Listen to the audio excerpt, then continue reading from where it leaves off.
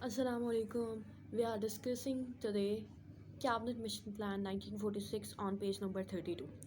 बरतानिया में to party system है, एक लेबर पार्टी है, एक रिपब्लिकन्स है।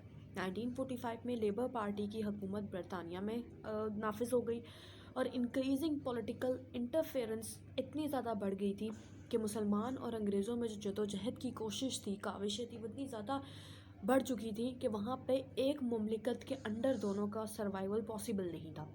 जो ब्रिटिश प्राइम मिनिस्टर थे लॉर्ड एटली के थ्रू उन्होंने कैबिनेट मिशन इंडिया में भेजा ताकि इनके इश्यूज़ को रिजॉल्व किया जा सके, ये मुसलमानों और हिंदुओं की जो कंट्रोवर्सी है इसको ख़त्म किया जा सके।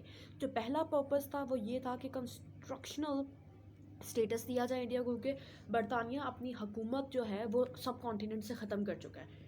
ठीक है, तो ओवरऑल जो आपके पास एम्पायर आना था वो पूरा का पूरा हिंदुओं के अंडर आना था। एक कॉन्स्टिट्यूशनल फ्रेमवर्क दिया गया कि सब कॉन्टिनेंट में अमन और सुकून के साथ दोनों जो पार्टीज़ हैं, दोनों जो मुख्तलिफ नज़रियात रखने वाली कौमें हैं वो एक साथ रह सकें।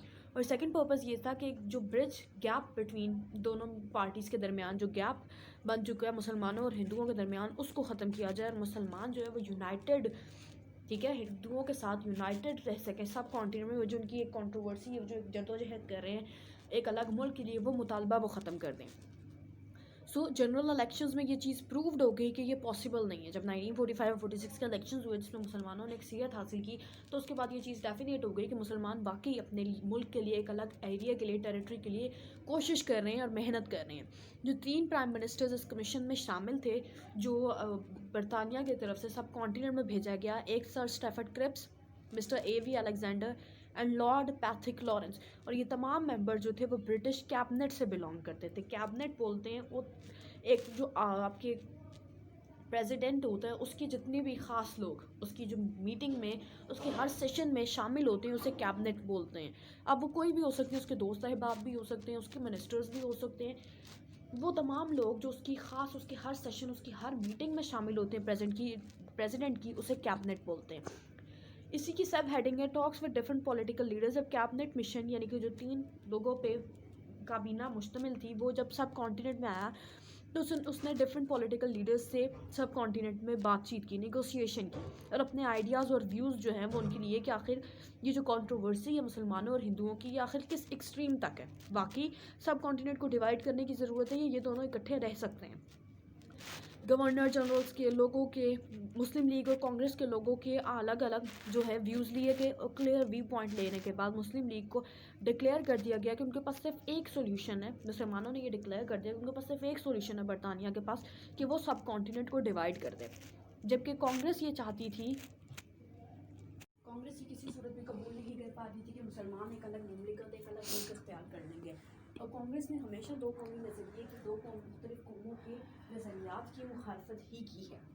जो एक ऐसी सिचुएशन, एक ऐसा सिनेरियो सब कॉन्टिनेंट में बरसगीर में प्रीवेल हो चुका था, जहाँ जदोजहद हो रही थी, स्ट्रगल हो रही थी, स्ट्राइक्स हो रही थी, पूरा का पूरा काम जो है, जो रोज़गार था, या पूरी की पूरी एक ऐसी सिचुएशन क्रिएट हो गई थी जिसमें धरने दिए जा रहे थे ताकि जो अलग मुल्क का मुतालबा है उसको एक्सेप्ट कर लिया जाए।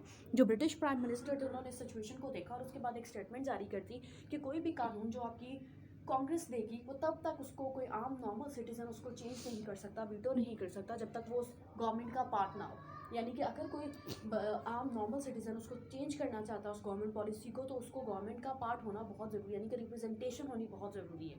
इसके कायद अज़म मोहम्मद अली जिन्ना ने टोटली मुखालफत की थी, क्योंकि राइट्स और लॉज टोटली नॉर्मल सिटीज़न के लिए बनाए जाते हैं, और अगर वही उसको अपोज नहीं कर सकता तो उसके बनने का या उसको लॉ को फॉर्मुलेट करने का कोई फ़ायदा नहीं है। तो कायद अज़म मोहम्मद अली जिन्ना ने इसकी मुखालफत भी की थी और मुसलमानों के हकूक़ के लिए जो जदोजहद थी वो बढ़ा दी थी, वो तेज़ करती थी।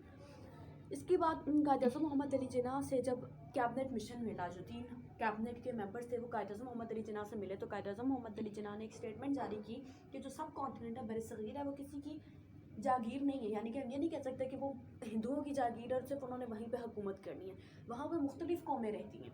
अगर सिर्फ मुसलमानों की बात की ना की जाए, यानी कि और भी मुसलमानों के अलावा भी सब कॉन्टिनेंट बरसगीर में कौमें रहती हैं जहाँ जिनके अपने अपने राइट्स और अपने अपने अकायद हैं, और मुसलमानों का राइट को किसी भी सूरत पे वहाँ पे सिक्योरिटी प्रोवाइड नहीं हो सकती, सिक्योरिटी नहीं है इन फ्यूचर, क्योंकि वहाँ उनके नज़रियात ही टोटली मुख्तलिफ हैं।